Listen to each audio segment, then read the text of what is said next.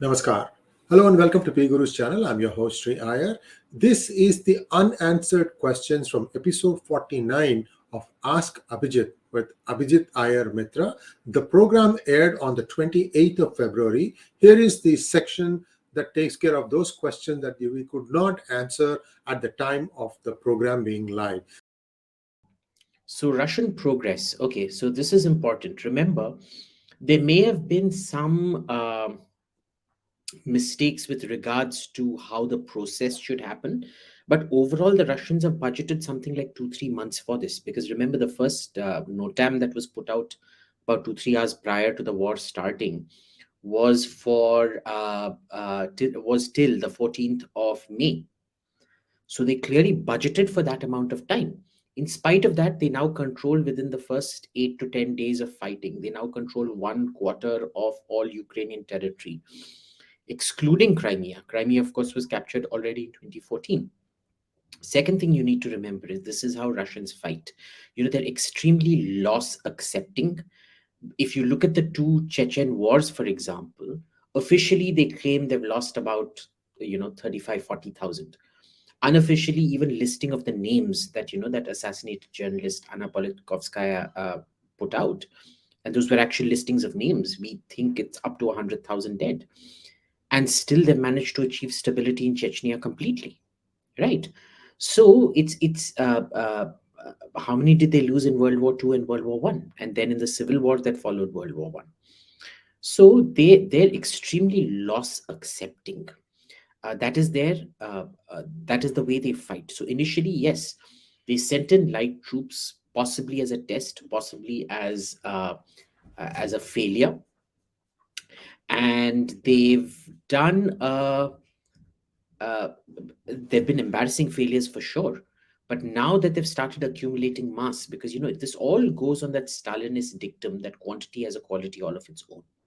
So even if the quality isn't good, they just throw so much weight into a conflict, it becomes impossible to resist. You've seen that with Kiev now. You're already seeing these cities fall. Mariupol will fall in the next 5-6 days. Zaporozhye has fallen. What was that other? Anyway, I've forgotten the list of cities fallen. But full 1/4 is now under Russian occupation at the moment. So slow, yes, but this has always been their method of fighting. So it follows a historical pattern. Next. Hey Rahul Puri, will India's relationship with the West be affected by the whole Russia issue? Yes, and yeah, it. I wanted to say yes and no, but yes, it will. Mostly, this depends on the fact that normally I would have said no if you had a coherent administration in DC.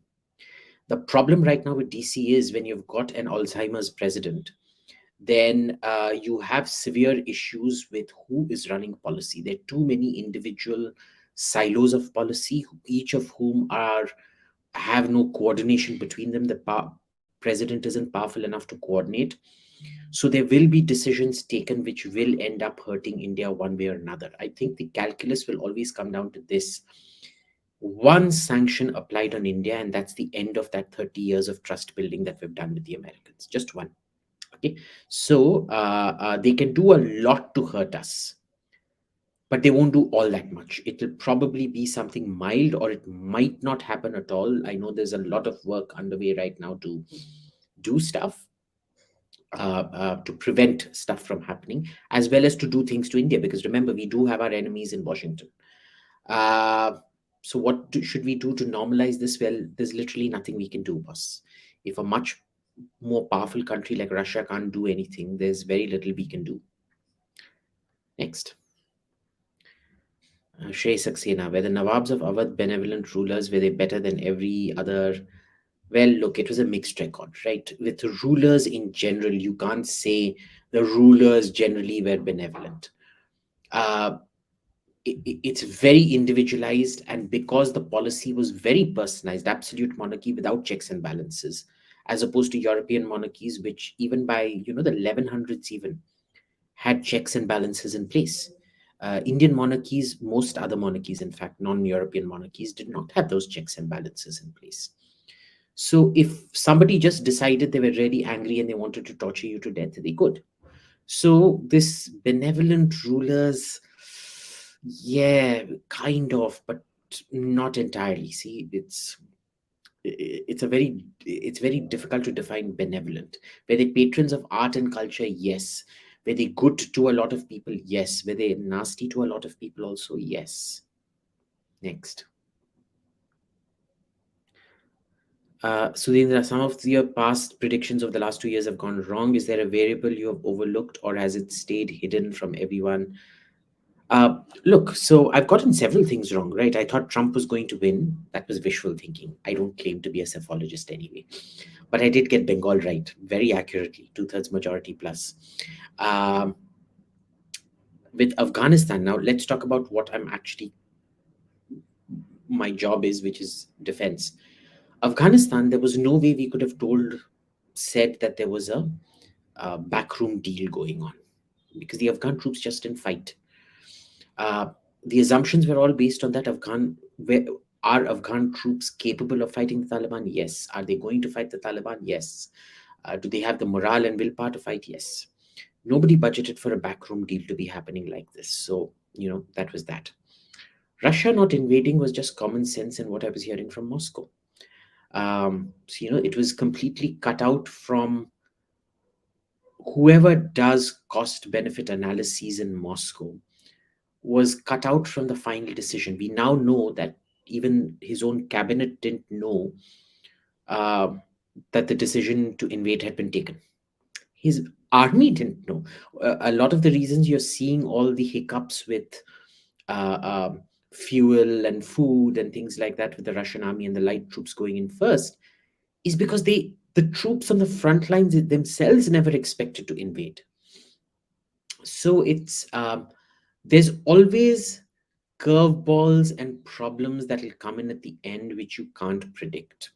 That's just the way it is. No, I will not show you my watch collection, but it's a nice watch collection. There's a lot of cheap Ghatiya watches as well, like Swatch, and they're not Ghatiya watches, they're actually very nice watches. But yeah, I have a very decent watch collection. It's one of my guilty pleasures. But no, I'm not going to show you. Next.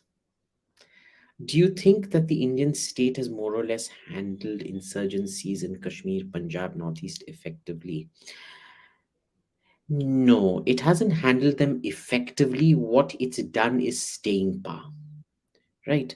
You can basically outlast an insurgent, and that's what we've done.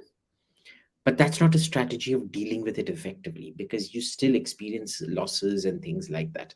The main problem in dealing with these insurgencies is it's a very security focused, kill on the spot kind of a policy. It doesn't deal with, even though we claim we've got a security triangle, development, um, uh, employment, de-radicalization, and the military victories. In real life, you seldom see that, and knowledge gained by one brigade or battalion of CRPF operating is seldom passed on to the next. The officers don't pass on institutional memory and things. So there's lots of problems with it. So it's reduced simply because we've outlasted them, not because we're very good at it. Next. Kaladi Mahajan. Why is our media doesn't have permanent correspondence abroad? Piecemeal efforts to bring in shoddy reporting? Correct. This is our media operates exactly like our students operate. PhD students who are meant to be doing area studies, who never actually end up going to the area that they're meant to. Kanaya Kumar's PhD thesis was on Africa, and he's never been to Africa. So, what's the root cause of both of this? Lack of money. They would much rather spend money on having a mega event here to which Amit Shah comes, the Prime Minister comes, etc., than constantly, which actually they make a profit on because of the sponsorship, as opposed to having to spend money on correspondence permanently stationed out there, which the revenues simply don't justify, because they have to spend a lot on advertising just to get subscribership and money in, number one. And number two, Indians simply aren't interested in the world. Uh, you know, uh, uh, how many Indians do you know that constantly? Maybe you and I do, but otherwise, there's not too many who will actually do that. Bhargava Pota Kamuri. Isn't deceit an art of war? Why was there no one pitched devil's advocate as an alternate to no war? Bhargava, I don't understand what this question is in regards to. Um, if it's Ukraine, I'm like, I mean, what do you mean? What do you mean one pitched devil's advocate as an alternate to no war? Um, if that's what I think you mean, then there was. I suggest you read Alexander Gabuyev, Sasha Gabuyev. He's a dear friend of mine. He wrote in The Economist that there is going to be a war. He's the only Russian who said there was going to be a war. And I called him up and I abused him, first of all, for writing in The Economist, and then for writing there's going to be a war when you really don't have proof. All your stuff is going off what CIA agents are saying. So there was one or two voices out of Russia that did say there was going to be a war. But again, the problem is you tend to discard some things, especially when you think the source, in this case the CIA, is completely discredited. And how long can India remain neutral? Very long time. Don't worry about that. We can remain neutral for as long as we want. Next. Arjun Prabhu, happy Mahashivratri to the both of you. What do you think is the importance of Shiva in Hinduism? Thank you, Arjun. Very kind of you. Happy belated Mahashivratri to you. The importance of Shiva in Hinduism is, at a sociological level, Shaivism was about incorporating every single practice that existed in terms of being outside the canonical Hinduism, because you'll find that Shiva and Shaktiism go hand in hand. They absorb all the regional practices. So in Tamil Nadu, Mariamman would be incorporated, and she's identified as Kali or Durga, whatever, and absorbed uh, in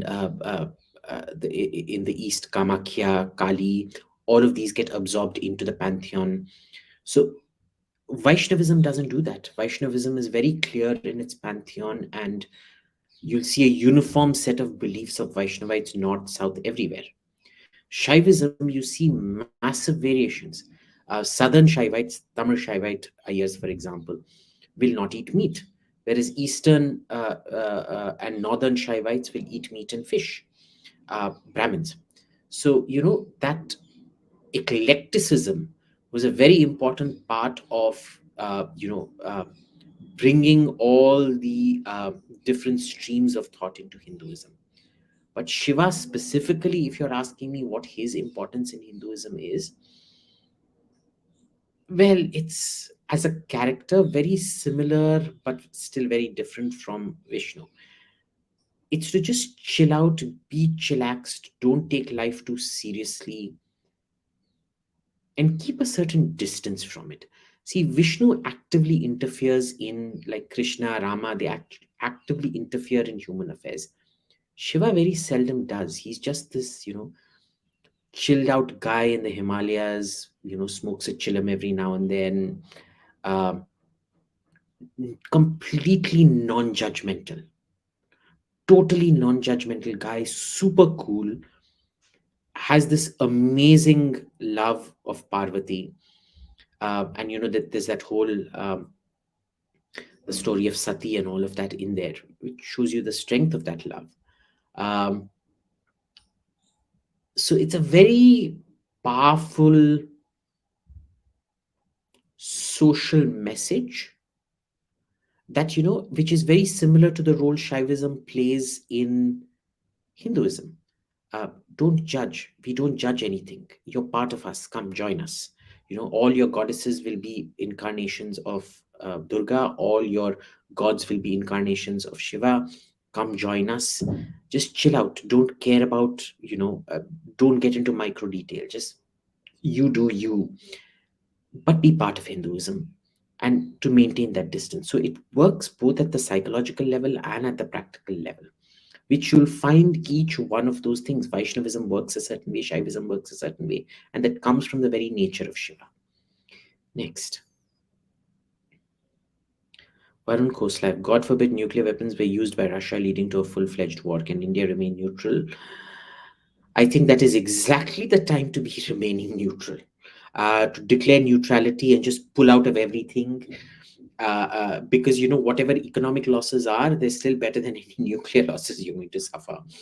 But look, if nuclear weapons are used, there will not be a direct use of nuclear weapons.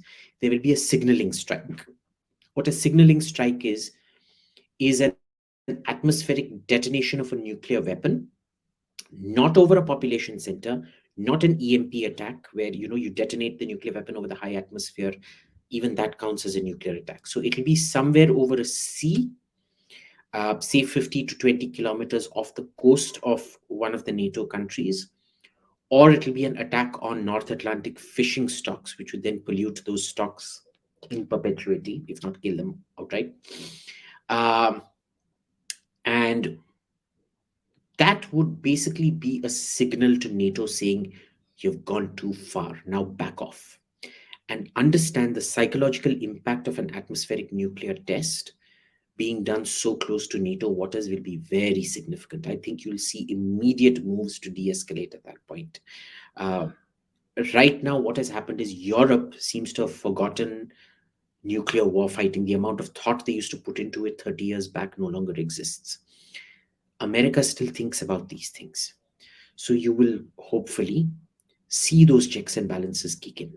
And will China and Pakistan drag India? No. I think everybody wants to stay the hell out of this. So if anybody is going to drag us into war, it's going to be NATO and Russia. It's not going to be China or Pakistan in this. Unless, of course, China feels encouraged to do something. And if so, they'll only do it to Taiwan, not to us. So yeah, don't worry. Next. Can you give 3 reasons for joining or not joining IFS? Okay. Joining IFS, A, you get to travel. B, you get to meet interesting people. C, job security. Not joining the IFS, if you're particularly brilliant, your brilliance will be crushed out of you. If you're particularly brilliant, you'll find other opportunities to travel. You don't need the IFS. And the third is the stifling bureaucracy. You'll never be allowed to be different or write an analysis that disagrees with the official line, basically. So that's 3 for 3 against. Next. Manthan, do you think the PAF performed better than the IAF in Balakot? Also, has it affected the morale of the IAF because of that Abhinandan episode? Because Pakistanis still make tea, joke, and mock India. Okay, first part is, no, they did not. Because remember, we actually hit something they did not. Okay, they did shoot down a plane, and those things always affect morale somewhat. But it's not an irrecoverable loss. And the tea and the tea jokes, they're like, they're just tamasha. So no, that doesn't, repeating tea jokes doesn't have any effect. Next. Mandar Karnik, what's your opinion of slow dum cooked food? Is it superior to normally cooked food or just special because it's rarely made? No, it actually tastes better, boss.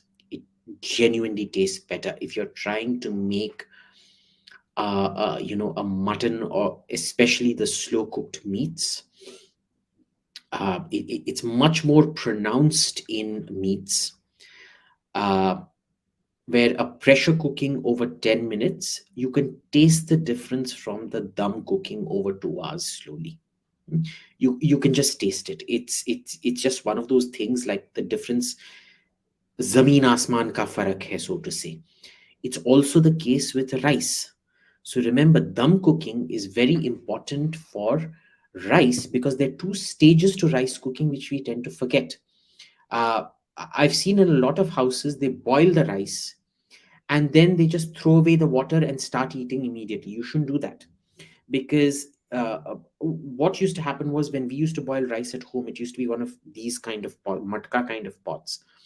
And then when the rice was drained over the sink, it would just be wedged into place, and it would stand there for 20, 30 minutes just like that for the water.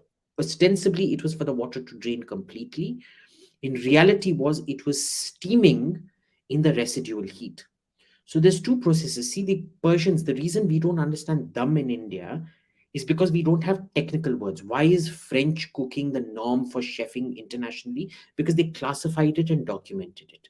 In India, we don't classify and document, but the Persians do. So the first part, which is the absorption part, is called the kate. The second part, which is the steam, where the rice actually does the expansion and fluffing up, that's called the chelo part, right? So they do kate chelo, they understand the process. Because we don't have the names, we don't understand the process, but it's absorption and then steaming. That dumbing for a biryani is extremely important because you've already boiled the rice. The difference between a pulao and a biryani is a pulao is cooked in the stock, a biryani, the rice is cooked separately, then put on the meat and vegetable, and then roasted or steamed together in that sense. Uh, and that dum is extremely important for rice and for meat. So it's very, very important, and it's not a vehem, or just it's not an affectation.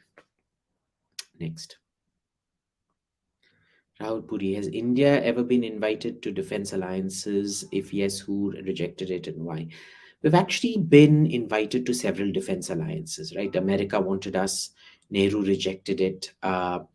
The Russians kind of wanted it, not entirely, because they saw that we were much more useful being a outside member who supported them rather than being an inside member, which would discredit us. Uh, America has tried, even after that, to slowly suck us into a formal treaty alliance, and we've always said no. Modi or Manmohan Singh, Nehru or Indira Gandhi, it's always been a no. So there have been many, many attempts in the past, and that's what's ended up happening. Next. Minambert.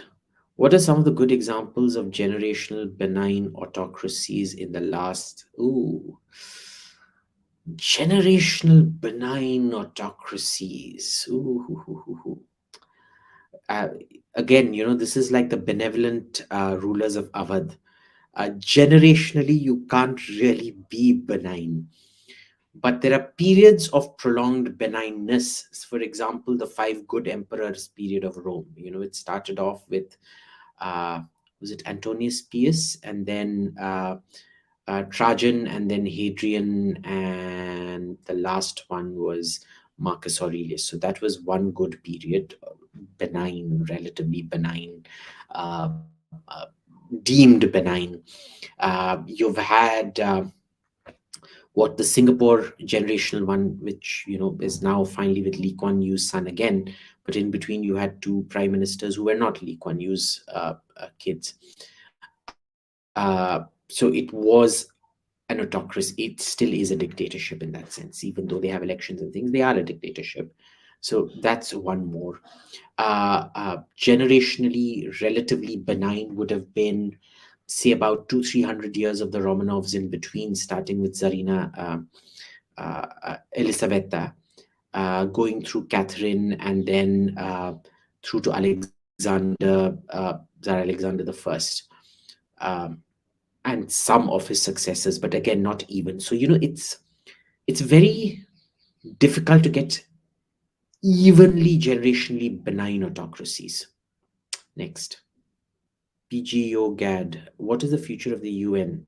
Well, it continues because, look, no matter what the scale of the failure, the UN is too big to fail.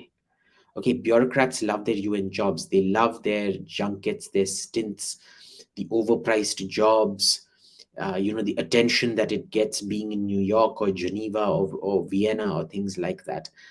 So, it's called a process dependency, where everybody, it may be completely rotten, but everybody in power profits from it so much that it becomes impossible to discard. I mean, which leader does not like going to the UN and giving a speech amongst 140, 150 other leaders? They do, right? I think it's more, it's about 160, 190 now. But anyway, yeah. So from the leader to the bureaucrat, there's something for it. uh, There's something in it for everybody in government. And as long as the government decides that there's something in it for them, there's going to be none. Even if you take a macro, I think it's kind of past its use by date. Kind of, not entirely. Next. Stop the rage. Is this playing out well for China now with Taiwan? Did they plan this out in a way to push Russia as an aggressor? Look, I'm not going to answer the second part of the question because that's a conspiracy theory. China now with Taiwan. See, the issue is we've seen a very clear differentiation. The Europeans and North Americans accept that there is a European security architecture that does not allow for violence. But in the rest of the world, they're extremely violence accepting. So if China attacks Taiwan, because American dependency on China is exponentially higher, I am not so sure they will do to China what they're doing to Russia over Europe. Is it racist? Yeah, it is, absolutely. But ultimately, um, it China can take away several lessons that you are not to do certain things in Europe, but you can do certain things outside Europe. Remember, China also put 2 million Muslims in concentration camps, and did you see any sanctions about it? None. So, yeah, that's that.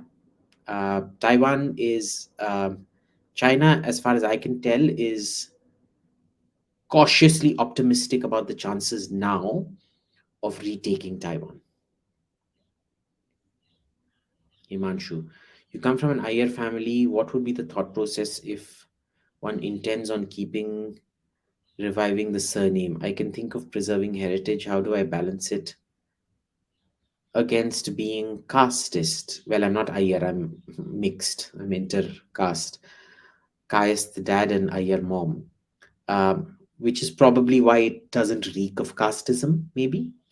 Um, but look, I mean, is having a surname casteist? You will be accused of it, but why are you worried about that? Because if people are going to accuse you of something, they're going to accuse you of it, irrespective of your name, right? Uh, the name would make the identification easier and the accusation quicker, but it's not going to make it any less vicious. So if you want to do it, you do you. Next. Virendra Patil, would you consider that Periyar was influenced by European Enlightenment because he called himself a rationalist, but was the biggest casteist, misogynist, and anarchist? Look, Periyar was the classic Indian problem. We read, we miscontextualize, and sometimes we mostly don't even understand what the original source said or don't understand the context in which it was said. And in that case, Periyar was absolutely guilty of not understanding squat about what he learned. Let's put it that way. His absorption and contextualization were crap. Next.